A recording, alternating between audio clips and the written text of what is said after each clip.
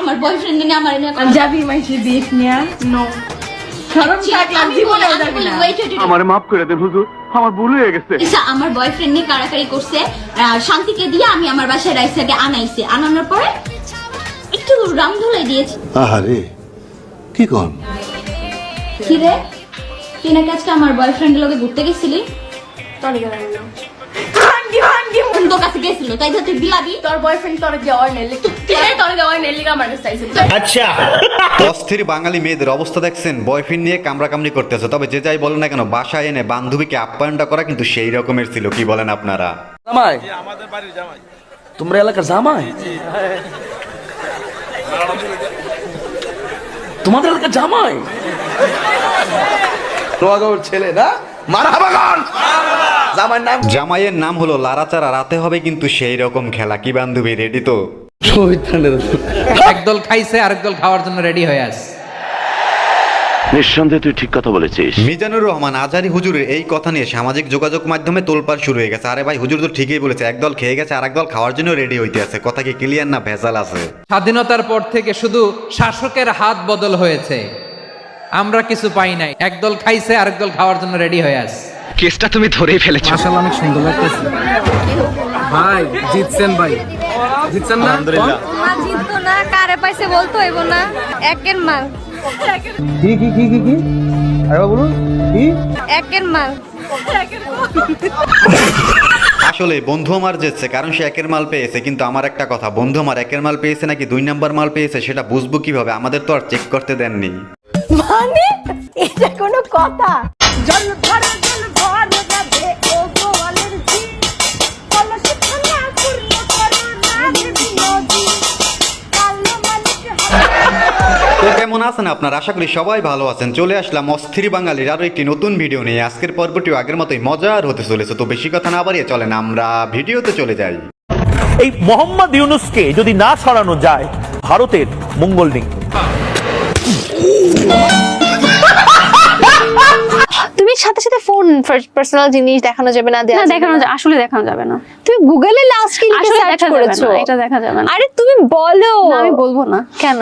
গুগলে লাস্ট কি লিখে সার্চ করেছো যে বলবা? এটা আমি বলবো না, এটা আমি বলবো না। যাই হোক, তাতে আমার বাল ছেঁড়া গেল। বান্ধবীকে আর রিকোয়েস্ট করে না, সে বলতে পারবে না, কারণ সে মেয়ে আর সানির দুষ্টু ভিডিও দেখেছে। সেগুলো তো আপনার ক্যামেরার সামনে দেখাতে পারবে না। কিসে পড়াশোনা করছেন? আসলে পড়াশোনার প্রশ্নই যে আসলে ছাত্র আপনি। ধন্যবাদ। আমি ঢাকা বিশ্ববিদ্যালয়ের পদার্থবিজ্ঞান ডিপার্টমেন্ট থেকে পড়াশোনা করেছি।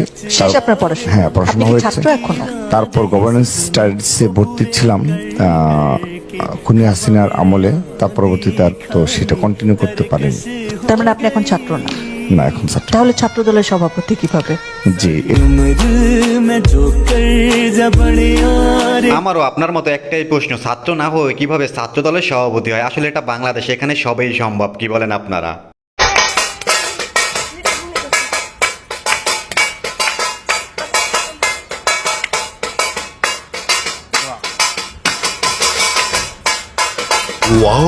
তার নাচ দেখে অনেকেই বলতেছে তার নাকি জৈবনে হালকা করে লাড়া দিছে। কথা কি আসা নাকি ম্যাডাম? রাত্রেবেলা চলাফেরা করা আমাদের দেশে একটা মেয়ের জন্য নিরাপদ না, আনসেফ কেন? পুরুষ মানুষের জন্য। তাহলে ডেঞ্জারাস প্রাণীকে ছেলে মানুষ। আমার শরীর, আমি বিকিনি পরবো না বুরখা পরবো, আমার ডিসিশন। কথা কি ক্লিয়ার না ভেজাল আছে? আপনার শরীর, আপনি কাপড় পরবেন কি পরবেন না সেটা আপনার ব্যাপার। কিন্তু বান্ধবী, আপনার তো মাথায় রাখতে হবে আপনি একজন বাঙালি নারী। আমি কি বলতে চেয়েছি আশা করি আপনি তা বুঝতে পেরেছেন। আমি ছোট কাপড় পরবো, খুলে রাখবো নাকি ঢেকে রাখবো, এটা আপনার জন্য রাখবো না। আমি যদি খুলে রাখি আমার জন্য রাখবো, ঢেকে রাখলো আমার জন্য। কাপড় পরবো, খুলে রাখবো, আপনার যদি উত্তেজনা হয় আমাকে দেখে, এটা আপনার সমস্যা, আপনার নিজেকে কন্ট্রোল করতে হবে। আসো খেলবো, খেলা হবে। এই যে বান্ধবী, তিতাল চেনো? তিতাল দেখলে কিন্তু মুখে জল চলে আসে। বাকিটা বললাম না। পরকিয়া, পরকিয়া, পরকাল,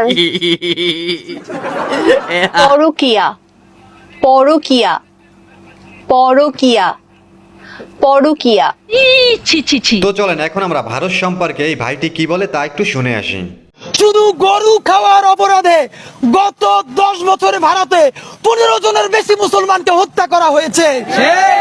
সুতরাং গরু খাওয়ার অপরাধে যেই দেশে মানুষ হত্যা করা যায়, যেই দেশে মসজিদ গুড়াই দিয়ে মন্দির বানানো যায়, যেই দেশে কুকিচিন খ্রিস্টান নারীদের কুলঙ্গে এখনো হাঁটানো যায়, যেই দেশে সীমান্তে স্বর্ণা দাস ফেলানিকে গুলি করে ঘন্টার পর ঘন্টা ঝুলিয়ে রাখা যায়, সেই ভারতের কোন মুখে সাহস হয় পৃথিবীর সাম্প্রদায়িক সম্প্রীতির 1 নাম্বার উদাহরণ বাংলাদেশ নিয়ে কথা বলার সাহস তাকে কে দিয়েছে?